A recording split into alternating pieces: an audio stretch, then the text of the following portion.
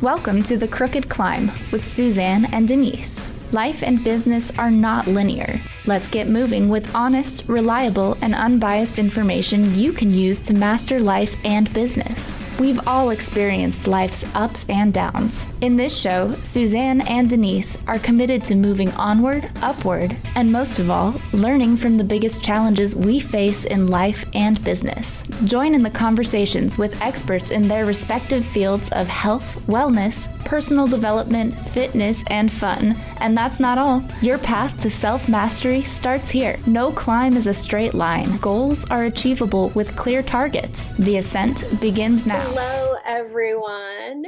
Welcome to The Crooked Climb. I am solo today with our guest. Denise is away celebrating her birthday. She gets more birthday celebrations than any girl I know. So she totally deserves a week off. And I am here today to give you some real, honest, reliable solutions. And our guest has just a wealth of knowledge for our entrepreneur listeners. And I'll show you that even when you do these simple things daily, you can still suffer from burnout. And that's what our guest, Dr. Kate Steiner, she's been featured on NBC, Fox, and Thrive, and many other outlets. And her work comes from a personal recovery journey, which I'm really excited to dive into today. And she spent over 15 years developing and researching a new model for addressing burnout, career longevity, and wellness. Her methods are based on the Steiner self-reflection, sustainability, and wellness model.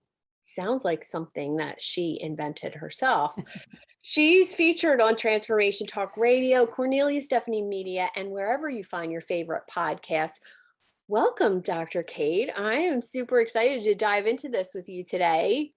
Yeah, thank you so much for having me. Of course, it is a topic close to my heart and one I always love talking about. So, yeah, I really feel like it's super timely, even for myself included, because, there's so much with being an entrepreneur, working from home, working for yourself, having this massive to-do list. And I just said to my husband this morning when he said, "Oh, how's your day today?" And I said, "Well, there's a massive to-do list, but there's also a massive to-don't list." So it gave him a little curiosity there. So that was our topic over coffee this morning. And I wonder if we could just start off with a little bit of your story and how you got to this place for helping people with burnout. yeah, absolutely. So my story really, I think, takes place throughout my life. I would say that the first time that I really experienced burnout, but didn't define it as that, was when I was in my first job after getting my bachelor's degree and my first professional position, and took on a very challenging job. I was the shelter manager for a agency that worked with victims and survivors of domestic violence, sexual assault, and stalking. And I had been a longtime volunteer with the agency and took on that role and position, was very excited about it. But at 22, I had absolutely no idea how to set professional boundaries, how to not take the trauma that others were experiencing home with me. And so that was definitely a tough time. I didn't realize that it was burnout at the time. Looking back, I'm like, oh yeah, that was definitely burnout, and noticing and recognizing that some of my coping methods were probably not in the healthiest vein as far as choices go. But what really led me to this work and what I'm doing now is a burnout experience that I had about 8 years ago.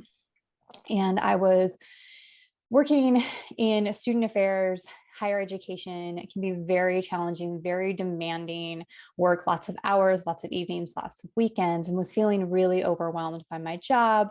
I was also finishing up the coursework for my PhD program. And so that was another task that was on my head and heart. And I was in a really unhealthy relationship at the time. And so all of these things together just created this chaos in my life. And I didn't take a lot of ownership to what was actually happening. I was very much in the space of, when this happens, things will get better. When this happens, things will get better. When I finish my coursework, it will get better. When we get to the end of the semester, I will feel better. Same thing with the relationship, and really realized that had a breaking point when I was talking to my mom at one point. And when you watch someone feel so heavily for you, and and can see that they so desperately want to fix things for you, but they can't, because you have to do the work. And that was the heartbreak that I saw on my mom's face when I was talking to her this one time. And it really opened my eyes, and I took a step back and I was like, wait, I do have some control here, and I can address this. Meanwhile, I'm continuing to research wellness and burnout and all of those things, not recognizing that that's exactly what was happening in my life. So I sought help through a professional counselor at the time, and recognizing that it was something that I probably could have figured out on my own. It would have taken longer, and that professional help was so important. And that is why I do the work I do now in the coaching and consulting space, because I don't want anyone to feel like the worst version of themselves, which is how I felt at that time. And I don't want them to suffer while they're trying to figure out what to do through Google searches and those kinds of things. Want to be that support and cheerleader for them along the way. Well, I love that. And, I love so much that your own learning and education is actually what led you to experience what you help people with. Um, that's really amazing to me. And some people would think, oh, that's ridiculous. But no, I think when you've truly gone through something Mhm.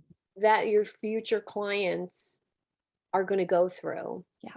there's a level of empathy, compassion, and understanding that it just, there's nothing that can replace that. Mhm. And I applaud you for that. I know that my own personal struggles, whether it was food or exercise or, working too much, the not to do list that I spoke of, right? Like it's those things that I had to conquer, Mhm. that yes, of course, my clients are going to come up with those things too. Yeah. Um, so I would love for you to talk a little bit about when I was researching you, and of course I follow you on social media, and I was reading some of your website. I love a term that you use called crispy.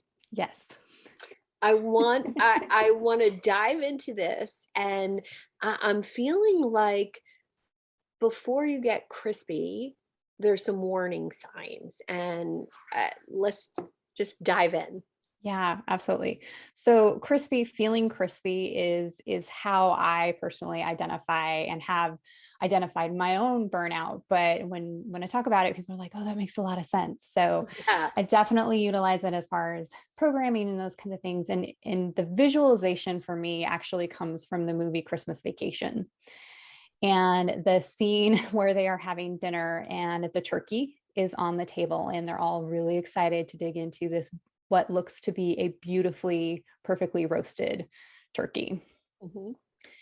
And for those who haven't seen the movie or maybe need a reminder, Clark, the main character, is very excited about the turkey. And he looks at Catherine, who was the person who baked it, and said, "Oh, Catherine, this just looks so amazing." And she's so proud. And she's so proud of the turkey. She's, "Oh, thanks, thanks." And Clark, has the entire table do the drum roll before he cuts into it, and it's like, and he kind of does this dun, dun, dun, dun, and he cuts into what looks to be this beautiful bird, and it just basically explodes in steam, and it just goes and there is nothing left but the crispy skin of this bird. So it later then shows them all trying to like sort of gnaw on this thing and, enjoy it a little bit. But that for me is feeling crispy. And it's really when we are working so hard to be put together on the outside. But if someone were to cut just under our skin, that crispy, crispy skin, we might explode in steam. We might get frustrated with people, but essentially there's just not much left of us to give to others. One, because our energy is so focused on staying together, but two, because we've expended it all and we've reached the end point. And now that is the end point of burnout. Feeling crispy is like the very end. And there are definitely, as you mentioned, some indicators that we can address before we get to that point. I call those burn events. And so burn events are things that happen almost on a daily occurrence for us. These are circumstances, activities, interactions with difficult humans, anything that causes us to feel some overwhelm, to feel emotionally drained or fatigued. And they don't have to last long. But as you're noticing these things, pay attention to kind of some of those physical pieces. So what does your body do when you interact with someone that you find to be a difficult person to interact with? Do your palms get kind of sweaty? Do you feel a tightening in your chest? Do you leave tired and with a headache? And so knowing some of those key indicators for your body, how does that impact you emotionally? Do that emotional drain, or do you feel irritated after these instances? How do you interact with other people when you are encountering these burn events? So how do you come across to others? I definitely come across as, I think, the 2-year-old version of myself. So whenever, and this happens when I'm hungry or need a nap as well, but I'm essentially just very reactive. If something hits me just wrong, I kind of lash out. I'm irritable. I lose all the sense of play that I generally have. And so knowing that about myself, I can then be like, okay, I'm starting to feel a little crispy here. So what can I do to get myself back into a recovered space? Well, I love that. And I love the idea of because our brains are wired for those negative events. And one of the things that stood out to me when you were just talking is that so many times something stressful happens or something overwhelming, or we think about it over and over and over again. Mm-hmm. And one of the things that I tell my clients often is allow yourself to feel upset, for 90 seconds, but then try not to revisit those things 20 times during the day, because you actually experience the same stress in your body over and over again. And I think that's one of the things that entrepreneurs struggle with so much, is that we're constantly exposed to those stressful things over and over and over again. Yeah. So I'd love for you to share with our audience some self-care tips, besides not thinking about your stressful things over and over again on repeat, that they can do and actually, take away from today's call, where Denise and I are both really big on like actionable things to take away from this 30-minute, listen, that you can actually start to do today. Yeah.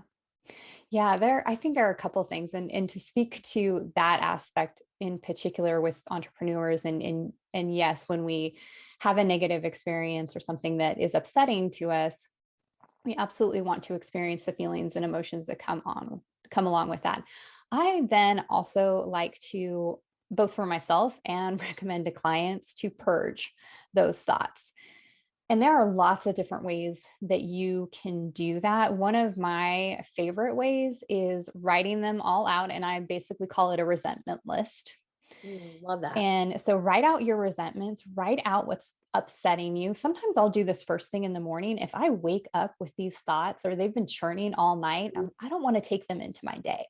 Yeah. So I will write them all out. I will then and kind of, let your hand just flow when you're writing those out. Just let all the thoughts come out, and no judgment on the thoughts. If, just let them flow out. I'll then take that piece of paper. So scratch, piece of paper, and I will then rip it up. And every time I do a new rip, I will say, this is done.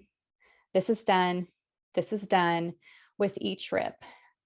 I also like to take it one step further just to ensure that these thoughts are not going to continue with me. And I will either kind of plunge the paper into water and just let it just soak and just release all of those feelings and thoughts. Some people like to burn them. If you have access to a shredder, that is also incredibly therapeutic to just watch it go through the shredder. So satisfying. Yes, so satisfying to shred things. And so that is one way that I think is super helpful when we find ourselves continuing to return back to that thought or feeling. Purge it. Another tip that I will give folks is change your thinking. So adjust to, instead of, get yourself to focus on something that you are thankful for. So, that gratitude list is incredibly important. And so highlighting just quickly some things that you are grateful for. I will challenge you, listeners, to include yourself in that gratitude list. I love that. Because it is so hard to give gratitude and thanks to ourselves, and just say something to I'm proud that I'm writing down my gratitudes. I am proud that I made the bed today. I am thankful. I often thank myself for setting up the coffee maker the night before, because it really helped, this morning's Kate. And she's really thankful for last night's Kate for doing that. So that is really important. And then another way that you can reframe it that is similar to a gratitude list is writing down your wins for the day. So what have you won at? And this is everything. And we don't classify them as big wins, small wins. Anything you accomplished. Again, that making the bed, just getting going in the morning. You sent that email that you had been thinking about for the last 2 weeks. You finally hit that send button. Anything that you have accomplished throughout the day, just taking a moment to reflect on those, and not just reflecting on them in the words, but really sit in the feeling that comes along with expressing either your gratitudes or your wins for the day, because that is what's going to help reset your body, because it will feel good. You will feel some joy come in. You will feel some relief from those negative thoughts that we're ruminating. Well, I want to just say that, resetting the negative isn't always as easy as, I know it's not just reset the negative. And it takes a lot of work to overcome negative thinking, negative thought patterns. And research shows that it's up to 60 positive thoughts to rewire one negative one. So this is huge, because we need to be really doing those supportive things all the time, in order to come out at the end of the week on the positive, rather than the negative. So is that really what this is about? Is it really about putting all of these things into practice, these small things, so that at the end of the week, your bucket's not in the negative? Yeah, that is really a big part of it. And what I have found in the research and work that I've done and the interviews that I've done with folks to create the model that I use is that they do implement these things every day and throughout the day. So, setting up some kind of daily routine for yourself that helps you honor these experiences, feelings, gratitude, your wins, those kinds of things, and doing it at least once a day so that you can do that. My practice is a morning journal, so I start my day with that. But if I'm having a rougher day, I might also journal and do my resentment list kind of midday. I also have alarms or reminders set up on my phone to take a pause and reflect on abundance or reflect on gratitude. And it's a moment.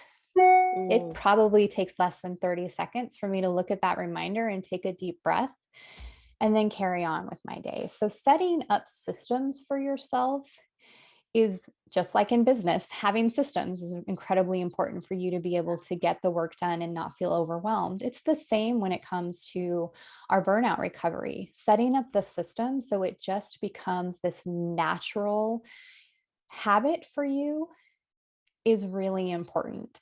And like all habits, it takes a little more time and effort in the beginning. And that's why you want to, try and set up as many reminders for yourself and that consistency for yourself.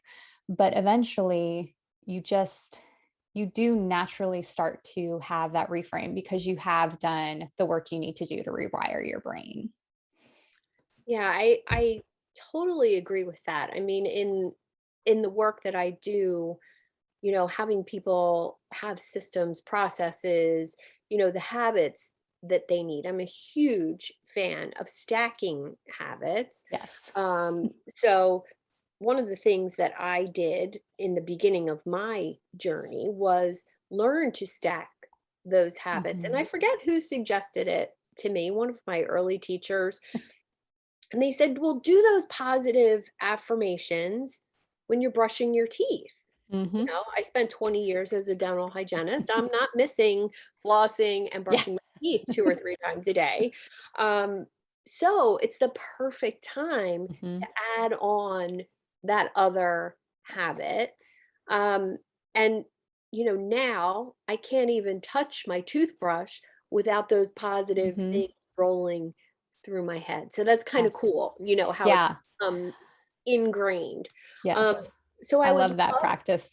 it's I do I mean, that too. I have a Post-it note on my mirror, and that's I how it love that. initially started. I had the Post-it note on my mirror. I read it while I brushed my Uh-huh. teeth. And now, same thing. I have it memorized. So wherever I am and if I'm brushing my teeth, those thoughts come up. Yes, I love that. Well, I'd love for you to talk a little bit about your method that you've developed over the years and what sets it apart. What is it? And, how can we find out more Sure. about it? Yeah. So I'll start with what sets it apart a little bit. And it's really the viewpoint and the approach to burnout. And I think this is starting to become a little more of the norm. But initially, burnout was one viewed as something that only happened in the workspace. And two, really framed as something we could avoid. Mm, If you put in this wellness plan, if you did these things, you wouldn't experience burnout. Also framed as something that it's all the external workspace that's around you that's causing this. And I view it a little bit differently in that I believe that burnout is actually a part of our human experience. I mm, think we all experience burnout, and that goes back to the burn events that I talked about earlier, is that we're pretty consistently experiencing these events that occur in our life and want to maintain kind of this consistent recovery from them as well. When we don't, that's when they snowball, they mm. compound upon each other, and that's what creates the ultimate burnout, the very end of the spectrum, that complete overdone feeling crispy bird. And so the model that I developed through some grounded theory research, so I interviewed a number of people and their experiences with burnout and how they helped themselves get out of it, and created a three-phase model. And these actually all kind of happen together, but the three phases are observation, preparation, and recovery. So the first, and they're all anchored in self-reflection. So a Mhm. lot of this is about that self-reflection piece. So the observation piece is, when do I notice I'm experiencing burnout, or when do I notice I'm experiencing a burn event? What happens in my body? What happens emotionally? How do I connect with others? What do others tell me when I'm in that space, about their experiences with me? And things like looking ahead at your calendar and identifying upcoming burn events so that you can prepare I for love them in a that. different way. So preparation involves a couple of things. The one is looking ahead and figuring out, okay, what are upcoming burn events and how do I need to prepare for them? So I'm going into them and I maintain kind of the best sense of myself during that time. So thinking about, do I need to sleep differently that week? Do I need to increase my water intake? Do I need to think about how I'm moving my body differently? And then you also, as you prepare, you also want to have planned recovery following these burn events. So already have a plan of how you're going to recover at the end of that time. And then the third phase is recovery. And this is where we take what works best for us and we find that recovery space. For some people, it's taking time off and away from things. For others, it may be a grounding exercise or physical exercise or taking a walk in nature or connecting more spiritually with something. So what are the things that bring you comfort and joy, and implementing those as part of your recovery plan? And so all of these things together really creates this consistent recovery process that helps us build resilience when burn events kind of come out of the blue.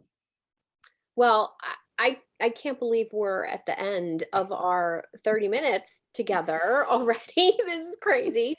I have thoroughly enjoyed this conversation.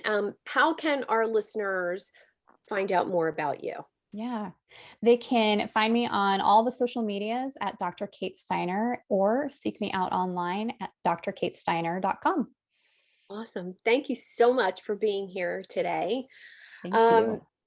Every week, there's another diet or workout program or information that you need about your health and wellness. And you can waste a heck of a lot of time and money on these programs and still feel stuck. This method here at the Crooked Climb is simple, easy, and focused. Nourish, move, and be, to maximize every aspect of your life and your business. Thanks for joining us here today at the Crooked Climb. I'm Suzanne Taylor King, and we'll see you next week. We're here on the 2nd and 4th Fridays of every month. Thank you for tuning in to The Crooked Climb with Suzanne and Denise. Life and business are not linear. Your go-to solution for honest, reliable, and unbiased information you can use to master your life and business. To connect with Suzanne, visit thetailoredconsultingagency.com. That's tailored, TAYLORD. And to connect with Denise, visit livinghealthylist.com.